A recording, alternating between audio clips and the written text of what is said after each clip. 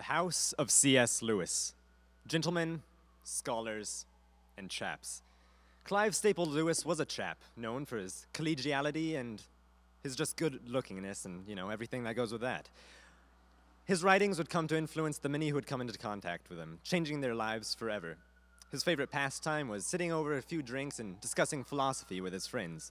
These are the traits that defined C.S. Lewis, and these are the same traits that shape us as the men of Lewis today. It all began in 2004, when one Dalava Khan would come as a former street fighter and now turned gentleman and shape the men of Lewis by leading them, a forceful group of freshmen, to start traditions, to start some, contentious debates with the House of Reagan and some others, all in good fun, all in a time where we had no traditions and no rivalries, a time where we banded together as a house and united behind what would be created that year. What we did that year was set a precedent for ourselves, a precedent that we would stick to for the years to come. In that year, Khan tried to start a tradition of the brother-sister house format. His freshmen rebelled against this idea, and they started their own affair, which either made us country bumpkins or, demolished the whole brother-sister house format. In doing so, not all of our traditions stuck, but some of them lasted. And in this time, as we stand here together, we can stand as brothers who have traditions, as brothers who have rivalries, and who face each coming day together.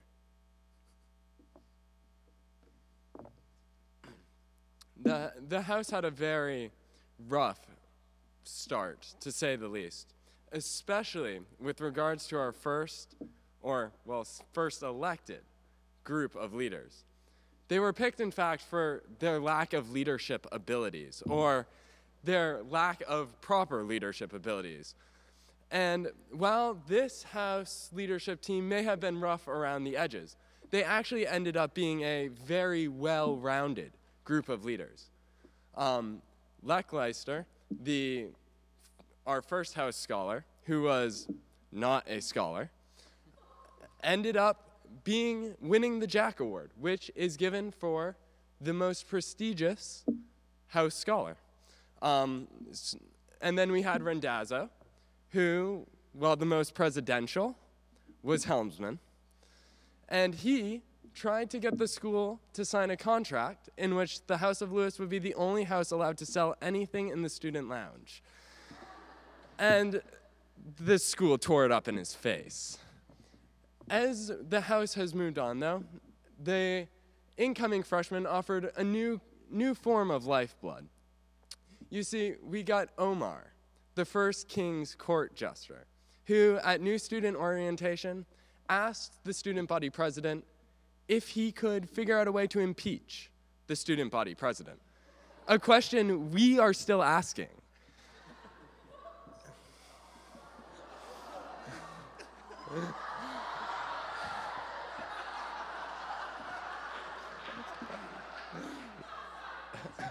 And then we had David Lapp, the uptight Amish boy who could not believe that his friends would rather watch a movie, Boondock Saints to be exact, on a Saturday night rather than study in the library.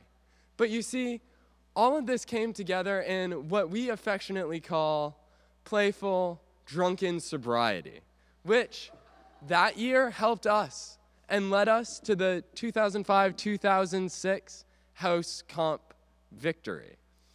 And you see, we moved on from there to establish traditions, for our house had few in the 2007 year. With Leichman now as president of the house, we developed a series of traditions and values. Our values are discipleship, fellowship, service, and wisdom. Views that C.S. Lewis himself expressed well. For you see, Lewis enjoyed hanging out and drinking and smoking with his friends, which, it's fellowship, right? And then Lewis built a Christian community, something that we still see very strongly today, and that exhibits fellowship. Lewis took care He took care of a fallen comrade's wife after his comrade died in World War II.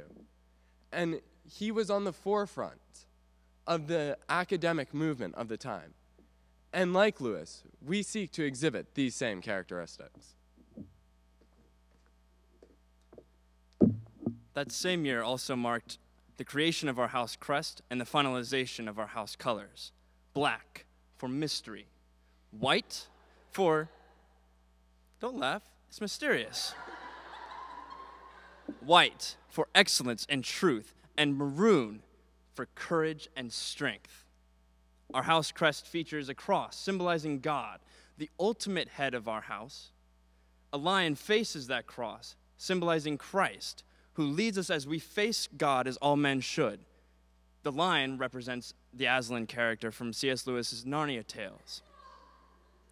The banner across the bottom bears our house motto, Decere Dum Decore, also known as leading with truth, leading with honor. That is something that we strive to exhibit every single day as members of the House of Lewis.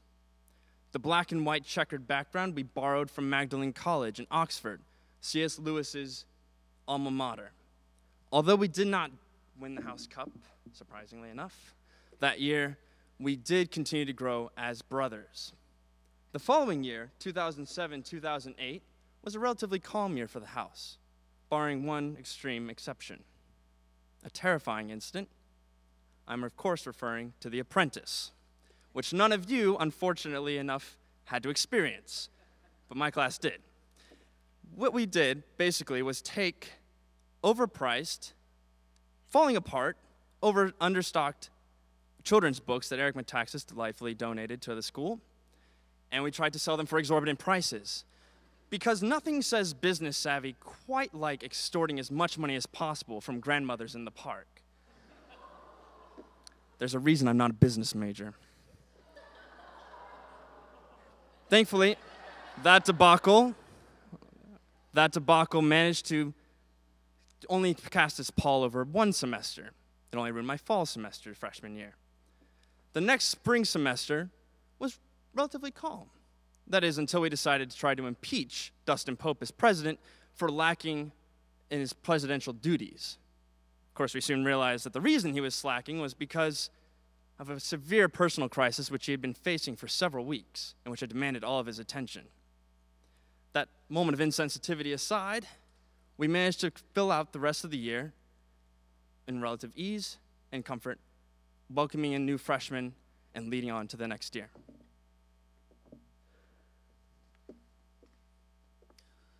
The school year of 2008 to 2009, the House proved that it could survive the loss of some of its core members. Men like Pope and Randazzo, led by good old crisscross hot pants Ross. We not only went to win the House competition that year, but we established a tradition of making our House values central to what we do. In 2009 through 2010, we received our largest incoming class yet. Personalities such as David Murray, who infuriated many with his uncouth sense of humor and slick New England ways. It had men like Michael P. Labuda, a veteran in the War of Afghanistan, who had sent the funniest emails that the House had ever received, often with some extremely creative use of Scripture. He then would go on to driving to the retreat for last year and would lead the freshman class in the most grueling, insidious initiation the House had ever seen. I know many of us remember it. The exec team that year, led by Kyle McCracken, led the House through a contentious year for the school. From a little hoopla over a sport called rugby, the team displayed wisdom and kept our defined sense of humor alive. Oh, and we also won the House competition that year.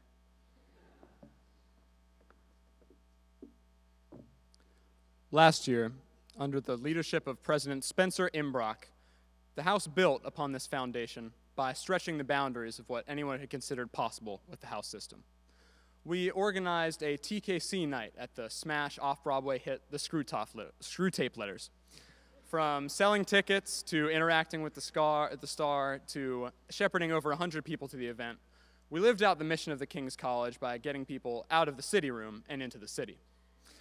Furthermore, ambitious Lewis man Joshua Wright decided to found the best online, unofficial, student-run, muckraking journal of opinion, politics, philosophy, and economics, featuring a satirical English dandy talking about absinthe and the honor code. Yes, the best of these that not only has been seen in the history of the King's College, but methinks of the entire world. This past year, we had an infusion of new blood into the House. We made our first inroads into the strategic institution of hip-hop with a rapper and several DJs. We completed the legacy of the Chambers family with the induction of Ryan's charming younger brothers into the House. And, of course, who could forget but that we were joined by a new House advisor, Mr. Sean Horan. Now, you may think this a somewhat unusual pick for the men of Lewis, but he actually helped fulfill a quest that I've been on for quite some time, which is to prove that one can be Episcopalian and yet still very manly. And of course, to top it all off, we celebrated several engagements and the birth of our second house baby, the son of David and Amber Lapp, proving not only our commitment to the institution of marriage, but establishing our trophy as the house with the strongest and the most potent seed. Through all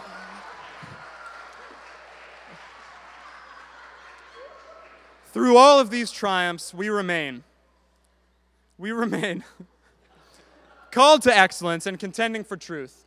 The House of C.S. Lewis is a community of brothers in common pursuit of Christ's lordship in all things. Somehow, year after year, we end up with a group of lovable, dorky young guys who like nothing more than dressing to kill, smoking cigars, talking theology, and laughing at Lord of the Rings references. We understand that you're all going to have your A game as you come try and take our history and our titles away from us. But remember one thing. One does not simply challenge the House of C.S. Lewis. Thank you.